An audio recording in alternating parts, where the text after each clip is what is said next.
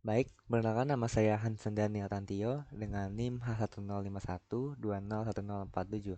Jadi di video kali ini saya akan membahas salah satu properti pada CSS yaitu padding. Apa sih itu padding?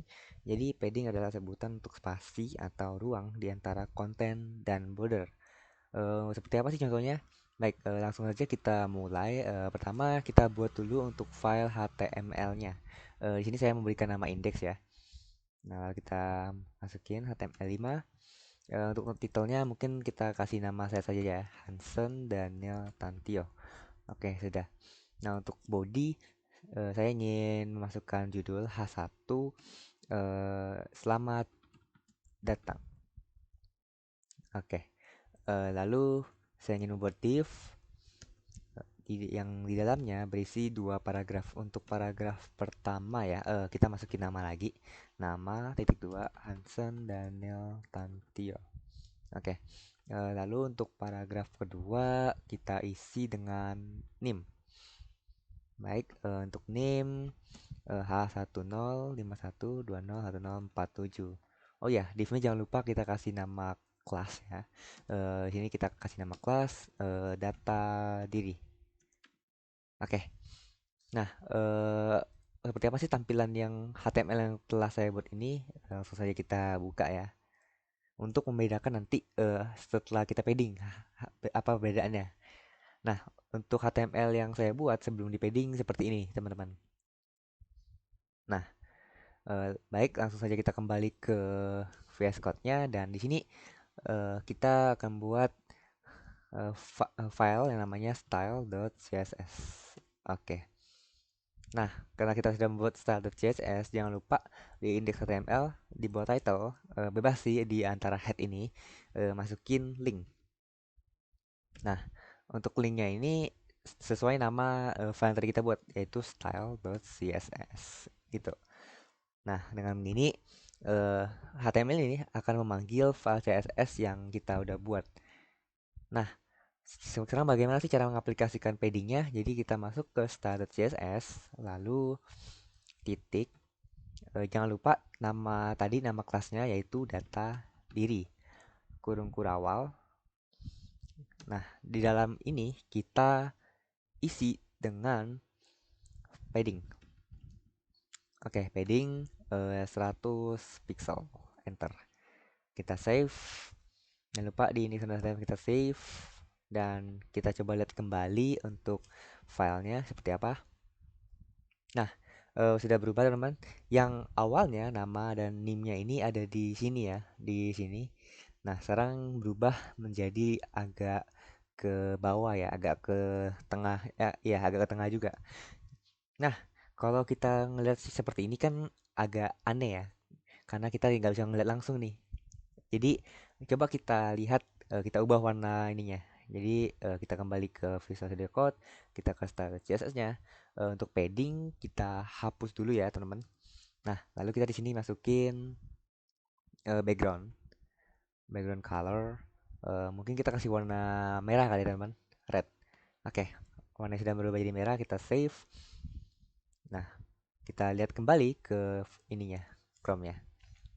Oke, nah ini masih ke default ya. Di sini saya cuma hanya menampilkan backgroundnya aja nih, background color untuk bagian div yang ini, yang berisi dua paragraf ini, yaitu nama dan name. Nah, kalau kita bisa lihat di sini ada kotak merah ya. Nah, ini nih, kotak merah ini tidak terlihat karena ketika kita tidak mengaturnya tadi di CSS, otomatis dia akan warnanya default menjadi warna putih sesuai bawaannya. Nah, karena kita atur menjadi merah, otomatis dia juga berubah menjadi merah warnanya. Nah, kenapa saya ubah ke warna merah supaya kita lebih jelas melihat apa sih perbedaan padding. Nah, ini kan kita sekarang masih belum menggunakan padding.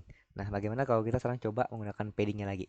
Eh, di sini kita tambahin padding 100 pixel. 100 pixel.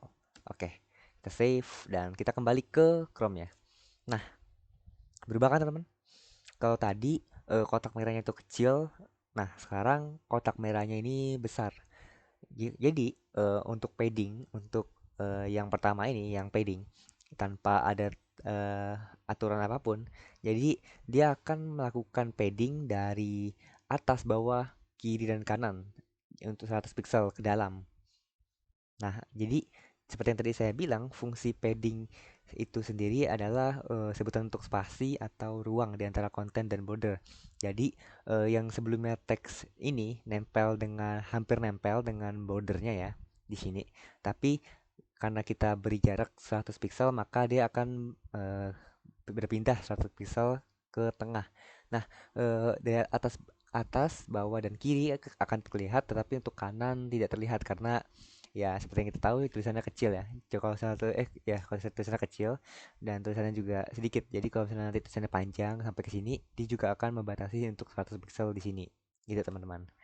Nah, kita coba ke aturan berikutnya dari padding.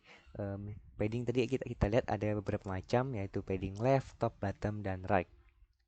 Mungkin kita coba yang left dulu kali ya teman.